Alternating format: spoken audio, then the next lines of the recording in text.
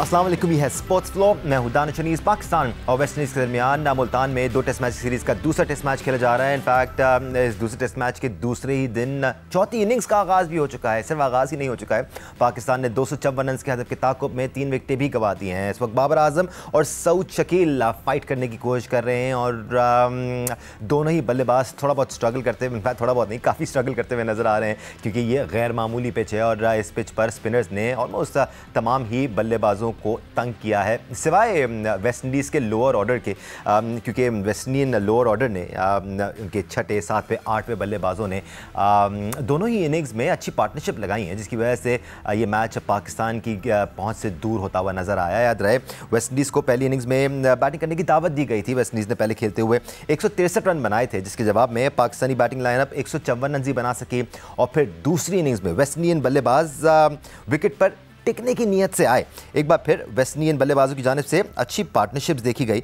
अगर हम West Indian बल्लेबाजों की पार्टनरशिप की बात करें तो इब्तिदाई मराइल में ही उनके कप्तान और ओपनिंग बैटर के दरमियान 50 रन की पार्टनरशिप लगी। फिर एक बार फिर लोअर डाउन दी ऑर्डर कुछ वैल्यूबल पार्टनरशिप लगी, ख़ासतौर पर सिंक्लेयर और इमलाक के दरमियान, जिन्होंने पहली इनिंग्स में भी अच्छी पार्टनरशिप लगाई थी और टोटल कुछ ज़्यादा कर गए थे, जिसकी वजह से इस वक्त पाकिस्तान 254 रन के हदफ का ताक़ुब कर रहा है। एक्सपर्ट के लिए आज हमारे साथ मौजूद है पाकिस्तान के साबिक़ कप्तान और टेस्ट क्रिकेटर राशिद लतीफ़, साथ साथ टेस्ट क्रिकेटर अहमद शहजाद ने हमें ज्वाइन किया हुआ है। प्रोग्राम में आगे चल के टेस्ट क्रिकेटर सिकंदर बख्त भी हमें ज्वाइन करेंगे। प्रोग्राम के आगाज़ में ही थोड़ी सी हम पोजीशन की बात कर लेते हैं। राशिद लतीफ़ साहब, पोजीशन कुछ इतनी अच्छी नज़र नहीं आ रही है और अगर ये कहा जाए कि वेस्ट इंडीज़ टीम का पलड़ा भारी है तो गलत नहीं होगा। यकीनी तौर पर यह मैच कल तक ख़त्म होता हुआ नज़र आ रहा है हमें। जी, इस वक्त वेस्ट इंडीज का पल्ला बहुत ही भारी लग रहा है और 3 विकेट्स आउट हो चुके हैं, मेन प्लेयर्स आउट हो चुके हैं। बाबर आजम एक हर्डल लग रहे हैं और सऊद शकील रन बहुत ज्यादा है अभी चेज करने के लिए पाकिस्तान को, लेकिन जब तक खत्म नहीं हो जाता मैच तो हम कोई चीज ऐसी बोल नहीं सकते, जो कि मेरे ख्याल से मुमकिनात में से होता है कि आप जब अच्छी इनिंग खेलते हैं तो एक बड़ा मैच को जिताने की कोशिश की जाती है। पार्टनरशिप बहुत जरूरी है, जैसे आपने इंट्रो में कहा कि पार्टनरशिप जो वेस्ट इंडीज की लगती है, तो यहाँ पे भी हमें एक बड़ी पार्टनरशिप की जरूरत है। जिस तरह से पहले टेस्ट में जो फर्क रहा 141 की, जो रिजवान की सऊद शकील की पार्टनरशिप थी, वही डिसाइड किया उस मैच में। आज भी अगर देखें तो शुरू की 2 जो पार्टनरशिप लगी हैं, ब्रेथवेट की लोहित के साथ, हालांकि लोहित ने सिर्फ 7 रन बनाए थे। बाबर आजम आउट हो गया राशिद भाई। एब्सोल्युटली राशिद लतीफ़ साहब, मैं आपको रोकना नहीं चाह रहा था, बट बड़ी विकेट मिल गई है इस वक्त वेस्ट इंडियन टीम को। बाबर आजम जो दीवार बन के खड़े थे वेस्ट इंडियन टीम के आगे, अब वो भी आउट होकर पवेलियन वापस लौट रहे हैं। उन्होंने 67 गेंदों पे 31 रन की इनिंग्स खेली। बाबर स्ट्रगल कर रहे थे और स्पिन को मैनेज करने की कोशिश कर रहे थे, लेकिन बहुत ज़्यादा टर्न मिल रहा है यहाँ पर वेस्ट इंडियन बॉलर्स को और बाबर आजम अब एक बार फिर बड़ी इनिंग्स खेलने में नाकाम रहे और पवेलियन वापस लौट रहे हैं। अब एक बार फिर सारा प्रेशर आएगा पाकिस्तानी बैटिंग लाइनअप पर, खासतौर पर सऊद शकील और मोहम्मद रिजवान पर, जिन्होंने अब तक इसी सीरीज़ में बेहतर पार्टनरशिप लगाई हैं और इसी एक पार्टनरशिप का जिक्र राशिद लतीफ़ साहब भी कर रहे थे। राशिद लतीफ़ साहब, ये बड़ा नुकसान हुआ है पाकिस्तान को, क्योंकि इस किस्म के मैचेस में जो फंसे हुए होते हैं, जिसमें आपको गैर मामूली सिचुएशन का सामना करना पड़ता है, वहाँ पर अपने सीनियर बैटर्स की तरफ देखते हैं, तो बड़ा अनफॉर्चुनेट है ये बाबर आजम पवेलियन लौट गए। नहीं, बड़ी विकेट ली है उन्होंने और अब एक ही पार्टनरशिप है जो रह गई है। बाकी 4 मेन जो बल्लेबाज हैं वो ड्रेसिंग रूम जा चुके हैं। यहाँ पे भी देखें, जब फ्रंट फुट पे कमिट कर गए या टर्निंग पिच पे फ्रंट फुट पे आप उस वक्त कमिट करेंगे जब बॉल आपके बिल्कुल मुंह के ऊपर है सामने जब आप जाते हैं, वरना आप कोशिश करें कि बैक फुट पे उसको मैनेज करें। यहाँ पे जब आप कमिट हो गए, जिस तरह से अमूमन हम कहते हैं कि बाहर जाके हमारे बल्लेबाजों को मुश्किलात होती है, बाउंस को रीड नहीं कर पाते या बाउंस को चेक नहीं कर पाते, कि पहले से कमिट हो जाते हैं फ्रंट फुट पे और वहां से बैक फुट पे जाना मुश्किल हो जाता है। तो सेम चीज स्पिनर्स के ऊपर है कि जहाँ पे टर्निंग ट्रैक हो, टर्न हो रही हो, तो वहां आप एक दफा चले गए तो उसके बाद तो बॉल कहीं ना कहीं लगेगी, आपके मिडिल पे नहीं लगेगी, वो आपके ग्लव्स पे लग सकती है, आपके एजेस पे लग सकती है। अगर एक्स्ट्रा बाउंस है तो बाबर आजम का देखेंगे एक्स्ट्रा बाउंस मिला है, वहां पे आपको कमिट नहीं होना है। आप जाके वापस आने की सलाहियत जिसमें होगी वो सरवाइव करता है। इसमें मेरे ख्याल से कल भी हमने इसी पे बात की थी कि स्पिनर्स को खेलने का क्या तरीका होना चाहिए। हम वैसे तो खेल लेते हैं, लेकिन अभी आप देखें कामरान गुलाम का कैच एक फ्रंट फुट पे कमिट होते पहली इनिंग में भी आउट पे एक एज लगा, गली में बॉल गई, गली और स्लिप पॉइंट पे वहाँ कैच ड्रॉप हुआ फिर प्रेशर का शॉट मारा, तो ये हमारी टेक्निक का बहुत ज्यादा फॉल्ट लग रहा है यहाँ पे। ये देखिए आप कमिट हो गए पहले ही से, तो ये बैकफुट पे आके आप फाइन लेग पे भी जा सकते थे। अहमद शहजाद सही तरीके से बता सकते हैं, क्योंकि आजकल दुबई में बहुत खेले, पाकिस्तान में बहुत खेले हैं, ये ऐसी टर्निंग पिचेस पे या फ्लैट पिचेस पे तो सही टेक्निक का बता सकते हैं। एब्सोल्युटली। इस वक्त नाइट में वॉचमैन के तौर पर काशिफ अली को भेजा गया है। आई डोंट नो, खासे ओवर बाकी हैं अभी, या तकरीबन आधे घंटे का गेम बाकी है, उससे भी ज़्यादा।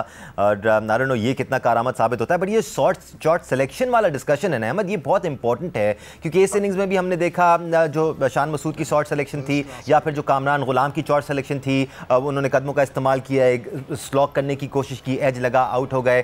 फिर आप हुरैरा को इतना ज़्यादा क्रिटिकली एनालाइज अभी कर नहीं सकते, प्रेशर भी होगा उन पर। क्या सही तरीका है इस पिच पर खेलने का? वेस्ट इंडीज बल्लेबाजों को हम देख रहे थे, फाइट कर रहे थे, वो दे वर स्टेइंग लो और डिफेंसिव नजर आ रहे थे।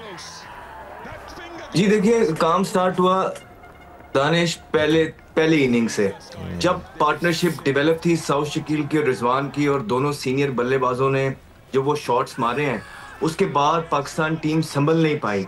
इसलिए टेस्ट क्रिकेट में बोला जाता है कि जब सेशन या चीजें आपके हाथ में आ जाएं, आप सेट हो जाएं, तो मेक श्योर करें आप सेंचुरी की तरफ जाएं। लेकिन 49 पे रिजवान ने सेट होके जो शॉट मारा, ऑन मारा लेफ्ट आर्म स्पिनर को, और सऊद शकील ने भी जो निकल के शॉट मारा था, वो इररिस्पॉन्सिबिलिटी थी उन दोनों की तरफ से। और उसके बाद जिस तरह की अप्लायंस हमें देखने को मिली है, जिस तरह अप्लाई किया वेस्ट इंडियन बैटर्स ने, आई थिंक उन्होंने ही हमें बता दिया कि यार किस तरह खेलना है। हम आपको सामने बात कर रहे हैं कि पाकिस्तान के जो स्पिनर्स हैं वो ढेर अच्छे हैं वेस्ट इंडियन स्पिनर से, और हमारे स्पिनर्स के खिलाफ जिस तरह वो अप्लाई कर रहे हैं, ना सिर्फ अप्लाई कर रहे हैं, देखिए आप यहाँ पे शेल पे नहीं जा सकते। आई थिंक बड़े अच्छे तरीके से राशिद भाई ने जो बात की है, कमिट होना। बाबर आजम ने पहली इनिंग के अंदर विकेटों वाला तेज आर्म बॉल किया हुआ था, नया बॉल, वो विकेटों वाले बॉल को कट मारने चले गए। अभी फिर वो सेट खेल रहे थे, और जितनी भी उन्होंने इनिंग खेली, अगर उसमें से आप उनके स्कोरिंग शॉट देखेंगे तो वो जिस तरह राशिद भाई जिक्र कर रहे हैं कि पीछे टाइम मिलता है, इस तरह के पिच पे आप on the top of bounce भी हो जाते हैं, और उसके बाद थोड़ा सा आपको पता लग जाता है, एक फ्रैक्शनल एक्स्ट्रा में आपको टाइम मिल जाता है कि आप एडजस्ट कर सकते हैं। बाबर आजम थ्रू आउट यही कर रहे थे, उन्होंने कवर्स में भी जो बैकफुट पे शॉट मारे हैं वो पीछे जाके मारे हैं। इस दफा फिर वो हाफ कॉक रह गए, ना वो पूरा आगे थे ना वो पूरा पीछे थे। बड़ी अच्छी अपॉर्चुनिटी थी बाबर आजम के पास कि अपनी रूठी हुई खौम को एक दफा फिर से मना लें। पाकिस्तान जो है, जो इस नीड में अगर कभी भी पाकिस्तान को उनकी जरूरत पीछे आने वाले टाइम में वो बहुत पड़ी है, लेकिन यहाँ पे एक दफा फिर एक सीनियर बल्लेबाज जिसको सपोर्ट किया गया, 19 फेलियर्स के बाद उनको ड्रॉप किया गया और बगैर डोमेस्टिक खिलाए उनको वापस लेके आया गया, इसी सोच के साथ कि ये पाकिस्तान को, जब पाकिस्तान इस तरह की सिचुएशन में होगा तो पाकिस्तान के सीनियर बल्लेबाज है, पाकिस्तान को ऐसी सिचुएशन निकालेंगे। लेकिन एक दफा फिर ये गलत हो गया, सिलेक्टर्स को बाबर आजम ने गलत साबित किया, और वो जो प्लेयर्स डोमेस्टिक में तैयब ताहिर जैसे, नियाजी जैसे अपने चांस का इंतजार कर रहे हैं, उनको दोबारा से मेरे ख्याल से इंतजार करना पड़ेगा। ठीक है, आपने अपॉर्चुनिटी की बात की है, मैं तो अपॉर्चुनिटी तो पाकिस्तान के पास भी थी जब हमने उनके 7 खिलाड़ियों को 37 रन पे आउट कर दिया था। ये पहली इनिंग्स की हम बात कर रहे हैं, उसके बाद उन्होंने 163 रन बना लिए थे। क्यों होता रहता है ये पाकिस्तान टीम के साथ? बार बार बात करेंगे ब्रेक के बाद, हमारे साथ रहेगा। Welcome back once again to sports flow. Pakistan और वेस्ट इंडीज दरमियान मुल्तान में 2 टेस्ट मैच की सीरीज़ का दूसरे टेस्ट मैच खेला जा रहा है, और इसके दूसरे दिन के खेल का अख्ताम हो गया था। तीन खबर से आपको आगाह कर रहे हैं, पाकिस्तान ने दूसरे दिन के खेल के अख्ताम तक 4 विकेटों के नुकसान पर 76 रन बनाए हैं। याद रहे, वेस्ट इंडीज़ ने दूसरी इनिंग्स में 244 रन बनाए, और इस तरह पाकिस्तान को 254 रन के हदफ का ताक़ुब दिया। पाकिस्तान ने इस टेस्ट मैच के आगाज़ में टॉस जीतकर वेस्ट इंडीज़ को पहले बैटिंग करने की दावत दी। वेस्ट इंडीज़ ने पहले खेलते हुए 163 रन बनाए, पाकिस्तान जवाब में पहली इनिंग्स में 154 रन ही बना सका। इस तरह पाकिस्तान के लिए इस टेस्ट मैच को बचाना अब खासा मुश्किल नजर आ रहा है, क्योंकि दूसरी इनिंग्स में पाकिस्तान ने 4 विकेटें गंवा दी हैं। पाकिस्तान के लिए शान मसूद कुछ न कर पाए, बाबर आजम जल्दी आउट होकर पवेलियन वापस लौटे। एक बार फिर मोहम्मद हुरैरा, जिनको आज दूसरे टेस्ट मैच में भी मौका दिया गया, वो भी जल्दी पवेलियन वापस लौटे। कामरान गुलाम भी आउट होकर पवेलियन वापस लौट चुके हैं। पाकिस्तान के हाथ में 6 विकेट्स हैं। पाकिस्तान को अभी भी ये टेस्ट मैच जीतने के लिए 178 रन दरकार हैं, और इस टेस्ट मैच में अभी भी 3 दिन बाकी हैं। दुनिया भर में बात हो रही है कि टेस्ट मैच शायद 2 से 3 दिन में ख़त्म हो जाएगा, लेकिन ये पहली बार नहीं हो रहा। पिछले अगर हम 24 सालों की बात करें, 2000 से लेकर अब तक 10 मैचेस ऐसे हैं जो 2 दिन के अंदर अंदर ही ख़त्म हो गए थे, उसमें से 2 मैचेस भारत में खेले गए थे और बाकी 8 मैचेस दुनिया भर में खेले गए थे। तो ऐसा दुनिया भर में होता आया है, बट इस बार भी पाकिस्तान ने पहले टेस्ट मैच की तरह स्पिन का जाल बिछाया था और इस जाल में ऐसा लगता है पाकिस्तानी बल्लेबाज ही फंसते हुए नजर आए। हमारे एक्सपर्ट्स इस मैच में पाकिस्तान की पॉसिबिलिटीज़ को किस तरह देख रहे हैं, पाकिस्तान के चांसेस को किस तरह देख रहे हैं, इस पर हम बात करेंगे। पाकिस्तान को इस पॉइंट से लेकर आगे तक मैच के बचाने के लिए किस तरह खेलना होगा, इस पर हम थोड़ी देर में बात करेंगे। सिकंदर बख्त हमें ज्वाइन कर चुके हैं। सिकू भाई, एक हमें रूटीन में नज़र आ रहा है कि पाकिस्तानी बल्लेबाज ऊपर के 5-6 खिलाड़ियों को आउट कर देते हैं। जैसे हम इस टेस्ट मैच में पहली इनिंग्स की बात करें तो हमने 37 रन पे 7 आउट कर दिए थे। उसके बाद फिर छठे 7वें नंबर के बल्लेबाजों ने पार्टनरशिप लगाई, 163 तक ले गए। आपको याद होगा पाकिस्तान और बांग्लादेश का मैच जिसमें हमने 6 आउट कर लिए थे 26 रन पे, फिर लिटन दास और मेहदी हसन ने सैकड़े लगा दिए थे और 262 तक स्कोर पहुँचा दिया था। तो क्या ये कैप्टनसी की स्ट्रैटेजीज़ का फॉल्ट है या फिर बॉलर्स का मसला है? क्या मसला है कि हम विकेट लेकर रन बनवा देते हैं? देखो, ये कप्तानी का मसला है। पहले बाबर थे, फिर रिजवान और अब शान। आप ये देखें कि आपके पास ऑलराउंडर कौन है दानिश? कौन है ऑलराउंडर जिसको आप कह रहे हैं कि हमारे चैंपियंस ट्रॉफी में वो मेन प्लेयर होगा? कौन है? सलमान अली आगा। आपको पता है दोनों टेस्ट मैच में उसने कितने ओवर करे हैं? सिर्फ 2। मैं ये लिख के लाया हूँ सारे। मैं सुबह से बैठा मैच देख रहा हूँ, मैंने कहा यार आप एक ऑलराउंडर जो कि आपका मेन प्लेयर है, जिसको हम कहते हैं कि जी वनडे में बड़ा काम आएगा, 10 ओवर ये करेगा, उसको आपने 2 ओवर दिए टर्निंग विकेट जहां एक गज। यार ट्राई कर। मैं मानता हूं कि 2 बॉलर अच्छे गेंद करा रहे हैं, तीसरा भी अच्छा। आप एक 2 ओवर करा के देखो, अगर कोई फंस जाता है तो कितने देर के बाद उनको उसने जो है काशिफ अली को गेंद दी। एब्सोल्युटली। तो मतलब है कि वैसे तो मैं काशिफ अली को मैं हैरान हूँ कि किस तरह सिलेक्शन होगी। 130 की स्पीड है उसकी, बल्कि 129 है, 28 इतना चल रही है। मैं समझा था शायद 145 का कोई बॉलर आ गया। ये तो मतलब है उससे बेहतर तो अब्बास को खिला लेते, वो विकेटों के दरमियान इसी पेस पे कराता है और 100 विकेटों की टेस्ट विकेटों का एक्सपीरियंस है। हमारे साथ जो प्रॉब्लम है ना, हमारे कप्तानों की है। मैं हैरान हूँ कि मुझे लगता है कि अब कप्तान के लिए भी एक कोच लाना पड़ेगा कि कप्तानी कैसे करते हैं। वक्त पे चेंजेस नहीं, अगर लंबी पार्टनरशिप में वो तो एक ही से कराए जा रहे हैं। यार आप चेंज करो। जहाँ आपको पता लगे कि एक जगह का लड़के का रिदम बन रहा है, यू चेंज इट। ये मैं समझता हूँ जो आपने जो सवाल उठाया है ना कि क्यों होता है, ये सिर्फ और सिर्फ कप्तानी। यही सवाल लेकर मैं राशिद लतीफ़ और अहमद शहजाद की तरफ भी बढ़ूंगा, लेकिन एक ब्रेक के बाद हमारे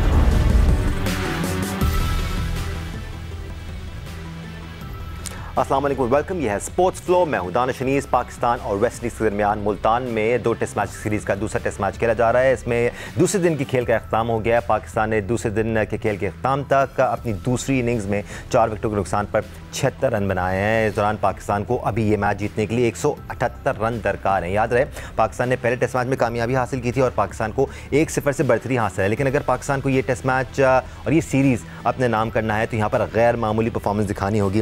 वेस्ट इंडीज़ का पल्ला यहाँ पर कुछ हद तक भारी नज़र आ रहा है। हम अपने एक्सपर्ट से भी कंफर्म करेंगे कि उनको क्या लगता है इस मैच में फेवरेट कौन है। बट वेस्ट इंडीज़ 4 विकेटें हासिल कर ली हैं। बाबर आजम पवेलियन वापस लौट चुके हैं, शान मसूद आउट हो चुके हैं, हुरैरा आउट हो चुके हैं, कामरान गुलाम भी आउट हो चुके हैं, सऊद शकील और मोहम्मद रिजवान ने अभी पाकिस्तान के लिए बैटिंग करनी है। सऊद शकील क्रीज पर मौजूद हैं और काशिफ अली उनके साथ मौजूद, इनको एज ए नाइट वॉचमैन भेजा गया था। इससे पहले कि हम अपने एक्सपर्ट की तरफ बढ़े, उनका तारुफ कराएं, ज़रा हिस्टोरिकल रेफरेंसेज देख लेते हैं। याद रहे पाकिस्तान ने 254 रन के हदफ का ताक़ुब करना है। 178 रन पाकिस्तान ने मजीद बनाने, लेकिन 2003 में आखिरी बार पाकिस्तान ने 261 रन सक्सेसफुली चेज किए थे। ये हाईएस्ट टारगेट था जो पाकिस्तान ने मुल्तान में चेज किया था। इसमें इंजमामुल हक के 138 रन की नाकाबिले शिकस्त इनिंग्स भी शामिल थी। 4 दिन में ये मैच ख़त्म हो गया था, लेकिन इस मैच में भी कंडीशंस खासी मुख्तलिफ थी। इंजमामुल हक ने ग्रिड का मुजाहरा किया था और एक अनबीटन 138 रन की इनिंग्स खेली थी। फास्ट फॉरवर्ड टू 2024, अगर हम इंग्लिश टीम की बात करें तो 2024 में इंग्लिश टीम 297 रन पाकिस्तान के खिलाफ चेज नहीं कर पाई थी और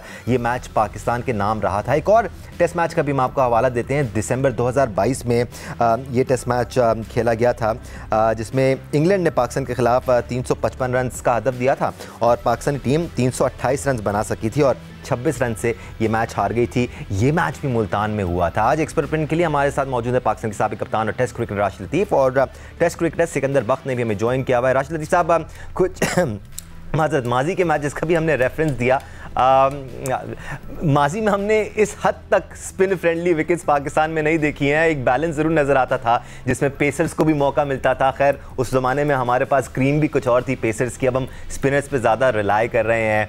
इस टेस्ट मैच में अब तक आपको किस टीम का पलड़ा ज़्यादा भारी नज़र आ रहा है? तो वेस्ट इंडीज का नजर आ रहा है, अच्छा मुकाबला किया उन्होंने। जिस तरह से लग रहा था कि वो स्पिनर्स को नहीं खेल पाते, वो डिफरेंट डिजाइन से आए इस मैच में, और उन्होंने देख लिया था कि पाकिस्तान बैटर्स को प्रॉब्लम्स हो रही हैं यहाँ पे स्पिनर्स पे खेलते हुए, तो ऐसे रन बना लिए जाएं जिसपे वो मुकाबला कर सकते हैं। हालांकि पहले इनिंग में कम रन थे उनके पास, लेकिन पाकिस्तान फिर आउट हो गई। लेकिन आज अगर देखें, हमने अभी पहले बात की थी, ब्रेथवेट की बात करते हैं, आज उसने डिफरेंट स्टाइल में बैटिंग की है, और जब 50 रन की पार्टनरशिप में उनके अपने 38 रन थे, तो यहाँ पे बेस बनना शुरू हो गई थी। फिर 42 की पार्टनरशिप भी, मैं रिपीट कर रहा हूँ, ये बेस बनी, फाउंडेशन बन गई इनकी एक बड़े रन की।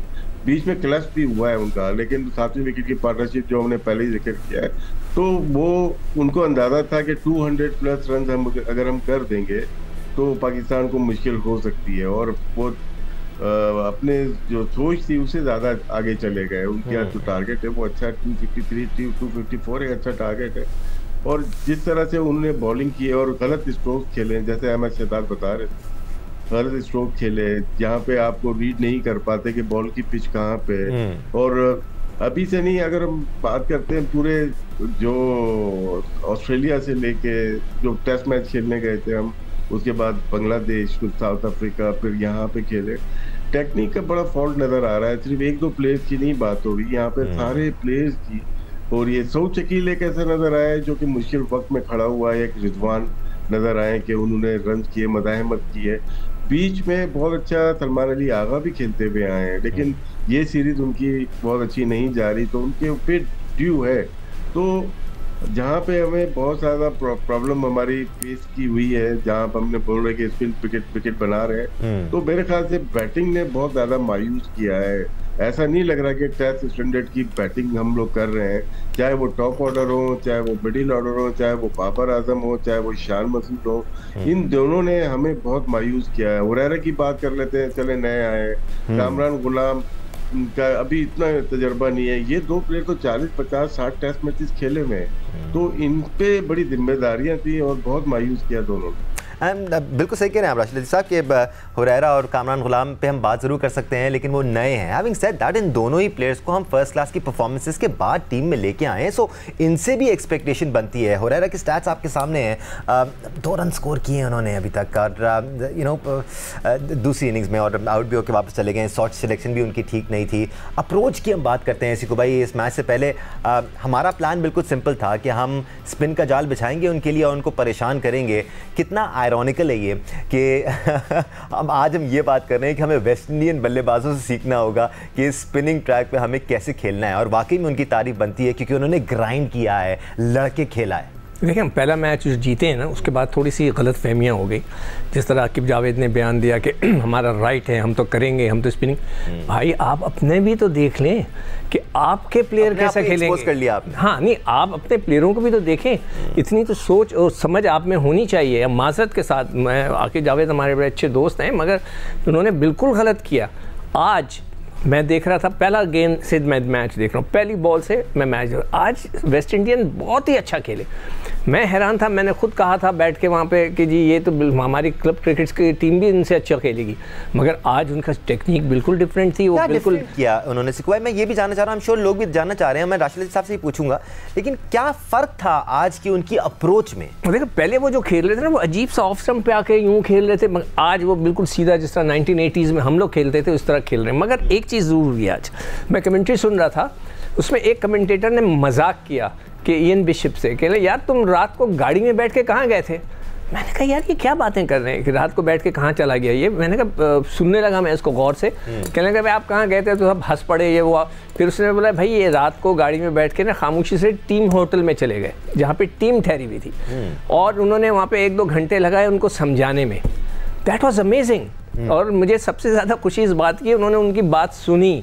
उन्होंने कहा जो ये डिफरेंस आ रहा है उनकी बैटिंग में, ये रात को कहते, अब पता नहीं कि उन्होंने वहाँ जाके क्या लेक्चर दिया, मगर ये डिस्कशन वहाँ पर हुई है टेलीविज़न के ऊपर कि जी वो गए थे, उनको समझा कर आए, तो उसके बाद से एकदम से अप्रोच उनकी बदल गई, सीधे बल्ले से खेले। हालांकि उसमें भी 2 लड़के उनके स्टंप आउट हुए तो बिल्कुल गलत शॉट मारा, बिल्कुल गलत। अदरवाइज वो बहुत अच्छा खेल रहे थे। वो नाम है जुगू, क्या नाम है इसका, जंगू, उसने 2 शॉट्स तो इतने अच्छे मारे, एक कवर ड्राइव उसने बड़ी अच्छी मारी स्ट्रेट, और एक एक्स्ट्रा कवर पे, एक मिड ऑफ पे, जो कि हमारे दौर में जावेद मियादाद, ज़हीर अब्बास या इंज़माम, यूनुस खान ये निकल कर खेलते थे, मगर आज वो बिल्कुल डिफरेंट खेले। राशिद लतीफ़ साहब, ये वो ट्रैक है, ये वो पिच है जिसपे किसी भी बल्लेबाज को ग्रिट का मुजाहरा करना होगा। आज हम वेस्ट इंडीज बल्लेबाजों को देख रहे थे, बहुत लो रह रहे थे, वो अनइवन बाउंस था, कोई बॉल तो बिल्कुल ही नहीं उठ रहा था, नी रोल तक नहीं आ रहा था, तो वो खासे लो नज़र आ रहे थे, डिफेंसिवली स्ट्रॉन्ग नज़र आ रहे थे, ग्रिट का मुजाहरा कर रहे थे, और कहीं कहीं निकल कर जो शॉट्स खेल भी रहे थे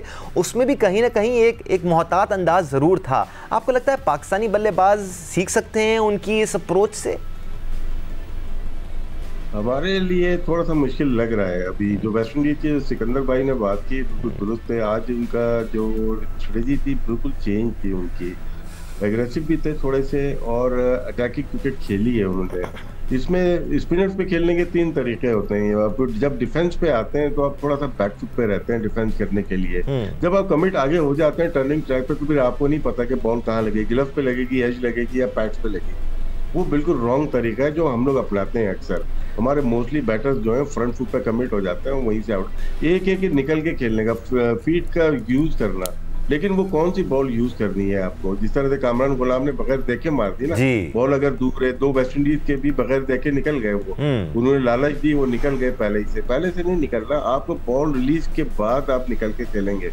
तो ब्रेथवेट ने क्या किया है, आज अटैक किया है। हमने अपने जितने भी हमारे प्रीमियर बॉलर थे उन पर अटैक कर दिया, तो हमने पॉइंट पीछे ले लिया, लॉन्ग ऑन लॉन्ग ऑफ पीछे कर दिया, तो वो इजी हो गया। तो शुरू के 92 रन है, आप देखें तो हम लोग बैकफुट पे रहे।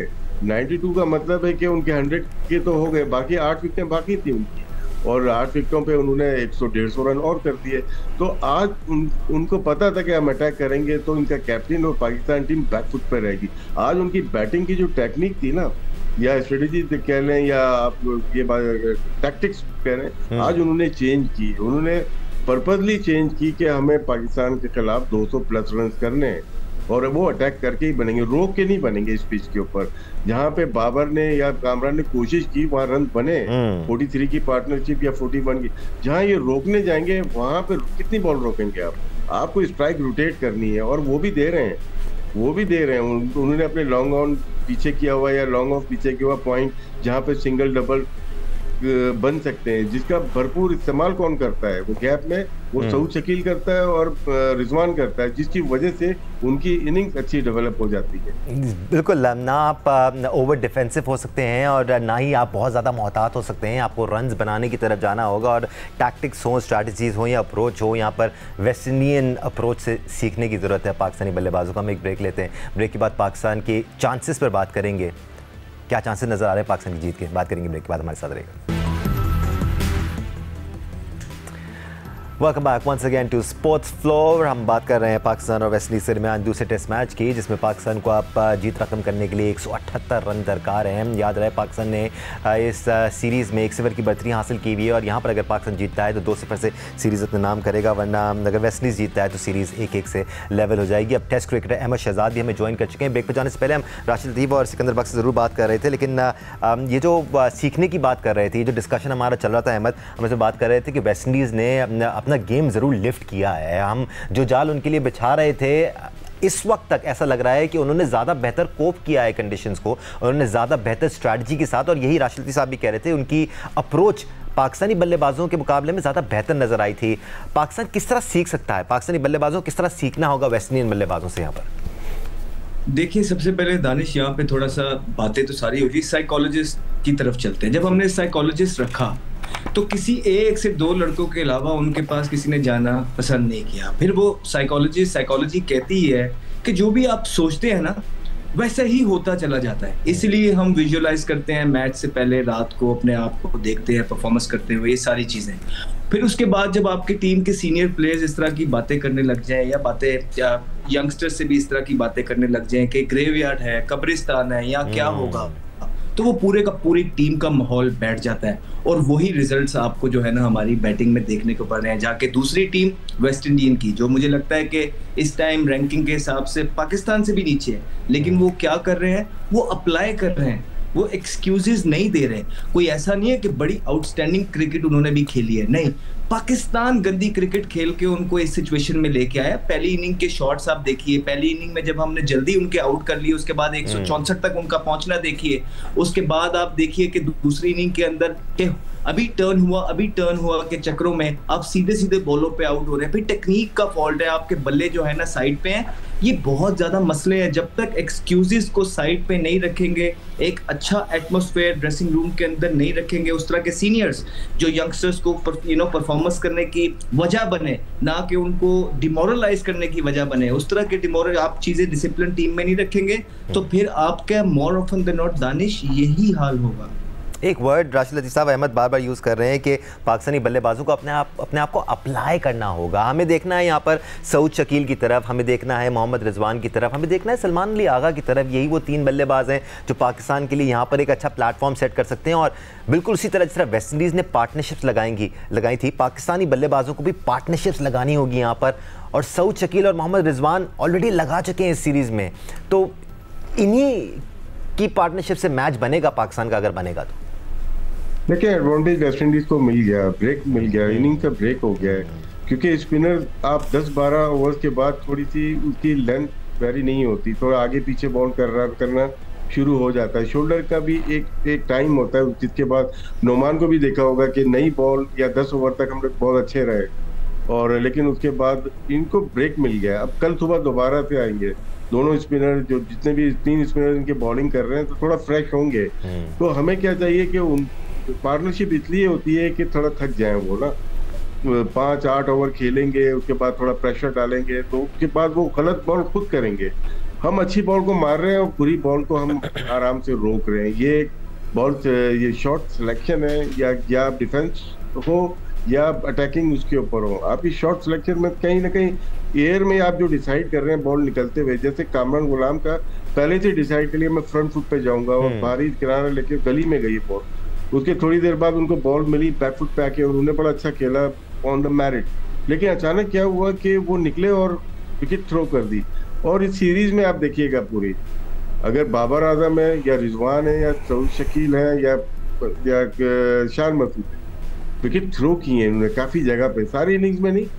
तो किस वजह से किए कि प्रेशर, आपने जब आपकी तैयारी पूरी नहीं होती, आप प्रेशर लेके चल रहे हो साथ में, क्योंकि आप लंबी इनिंग खेलना चाह रहे हो और आपकी टेक्निक अलाउ नहीं कर रही, तो आप गलत स्ट्रोक खेल रहे हो। स्पेशली जो 2 अच्छे बैट्समैन हैं, उन्होंने गलत शॉट मारी पहली इनिंग में या पहले मैचेस में, वो सऊद शकील थे और साथ में रिजवान। ये दोनों ही डिपेंडेबल हैं, इसलिए इस वक्त पाकिस्तान क्रिकेट में इस इनिंग्स में जो खेल रहे हैं, इनके अलावा मुझे उम्मीद नहीं थी कि कोई रन इतने ज्यादा कर पाएगा। कर लेते हैं, लेकिन इन दोनों की टेक्निक अलाउ करती है कि थोड़ा स्टे करें और जहां मौका मिले रन बनाना शुरू कर दें। उसके बाद सलमान अली आगा इन 3 इनिंग्स में बहुत कुछ करके नहीं आया, इवन साउथ अफ्रीका में भी, लेकिन उनके पास ये आइडियल मौका है कि अपनी अगर जगह उनको दोबारा मनवानी है, रखनी है, तो यहाँ पे रन करना इन लोगों को जरूरी होता है। सिकू भाई, हम ब्रेक पे भी बात कर रहे थे और अहमद का बड़ा वैलिड पॉइंट था, पिछले 2.5-3 साल में आप बताएं कि बाबर आजम ने कितने मैचेस जितवाए हैं, या हम बाबर आजम के साथ साथ और अपने सीनियर प्लेयर्स को भी देख लें, हम रिजवान को देख लें, बाबर आजम को देख लें, अपने कप्तान शान मसूद की हम बात कर लें। और अहमद, मैं इस पॉइंट को लेकर आपकी तरफ भी आऊँगा क्योंकि ये इंपॉर्टेंट पॉइंट है। आपको पर्सनल माइलस्टोन्स जो सिकंदर नज़र आते हैं, आप सऊद शकील को चले इसमें हटा दें जिनकी 52 की एवरेज है, बाबर की अपनी 43.3 की एवरेज है, मोहम्मद रिजवान की 40 की एवरेज है। नहीं, इसमें दानिश सर देखिए, अगर एवरेज की बात करें, ओवरऑल ना करें जी, इसमें अगर हम देखते हैं कि जो मैचेस अभी रिसेंटली खेले गए उसमें क्या एवरेज है, उसमें बिल्कुल बॉटम पे चले गए सारे प्लेयर। वो बहुत अहम है। तमाम बैटिंग की अगर देखते हैं, मैं शान मसूद से लेके हुरैरा से अब्दुल्ला शफीक, फिर उसके बाद बाबर आजम, ये 4 आपके टॉप के हो गए। उसके बाद नीचे सलमान अली आगा, रिजवान, और अगर इनको हम 1 साल में देखते हैं यार, कितने 8 मैचेस खेले, या 9 इनिंग या 15 इनिंग चली, उसमें कहाँ पे है? वहां पे 30 से ऊपर आपके 2 ही प्लेयर नजर आएंगे 30 की एवरेज से ऊपर। ये आपके लिए अलार्मिंग है।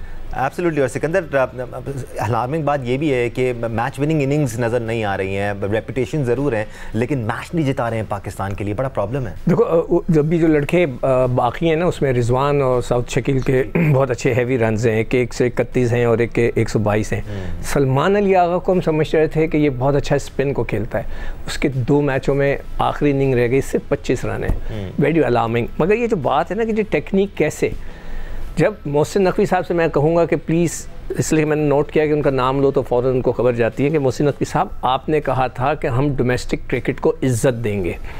आपकी इस वक्त जो इज़्ज़त दे रहे हैं, हम डोमेस्टिक क्रिकेट चल रही है और आपके 14 लड़के, अभी हम देख रहे थे बांग्लादेश की लीग खेल रहे हैं जो अभी इस वक्त चल रही है, ड्राफ्ट में पिक हुए हैं। हाँ, ड्राफ्ट में, और खेल भी रहे हैं, उनके नाम आए हुए टीमों के अंदर, 14 लड़के। तो आप मुझे सिर्फ ये बता दीजिए कि हम अपनी डोमेस्टिक क्रिकेट को कैसे इज़्ज़त दे रहे हैं। अब वो लड़के वहाँ से खेल कर आएंगे, उसके बाद वो अगर सेलेक्ट हो गए तो चैंपियंस ट्रॉफी, अदरवाइज वो PSL में पैसे बनाएंगे। आपने तो इस हद तक गर्दान रहे हैं कि BPL की परफॉर्मेंस पर हम पाकिस्तान के चैंपियंस ट्रॉफी के स्क्वाड में नाम लेने की बात कर रहे हैं। जब तक आप अपनी डोमेस्टिक क्रिकेट को पक्का नहीं करेंगे, देखिए इसमें एक और चीज़ भी होती है, एक तो वो लड़के नहीं खेल रहे अच्छे वाले, और फिर उससे आपकी जो क्रिकेट है वो कमज़ोर हो रही है ना, क्वालिटी ऑफ प्लेयर्स नहीं हो। अब बाबर नहीं खेल रहे, शाहीन नहीं खेल रहे, नसीम शाह नहीं खेल रहे, तो आपकी क्वालिटी ऑफ क्रिकेट भी तो कम हो गई। तो उसको भी हमने इम्प्रूव करना है और आपके लड़कों को खेलना है, ज़बरदस्ती खिलाएं।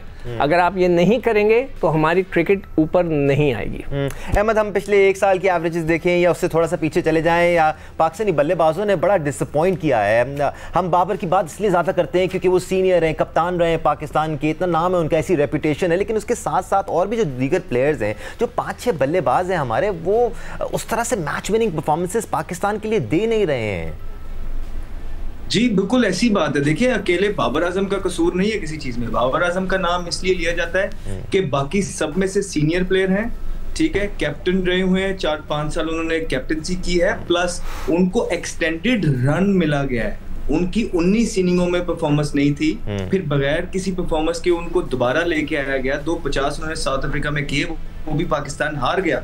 तो इसलिए उनकी बात ज्यादा होती है कि उन्होंने कुछ जितवा के दिया नहीं है। तो बेहतर है कि अगर एक बंदा कुछ जितवा के नहीं दे रहा तो यार किसी और यंगस्टर को ट्राई कर लिया जाए। लेकिन अगर आप बाकी की भी बात करेंगे, आप शान मसूद के स्टैट उठा के देख लें, आप लगाएं अपनी स्क्रीन पे शान मसूद के पिछले 2-2.5 साल के स्टैट, आपको पता लग जाएगा कि आपके कैप्टन के स्टैट्स क्या हैं। उसके बाद आप आगा के जो है ना ये रीसेंट परफॉर्मेंस उठा के देख लीजिए सारी क्या चल रही है। आप जो यंगस्टर खिला रहे हैं, एक कामरान गुलाम के अलावा आपने सही तरीके से दानिश मौका किसको दिया यार? कभी सेटल होने दिया किसी को आपने?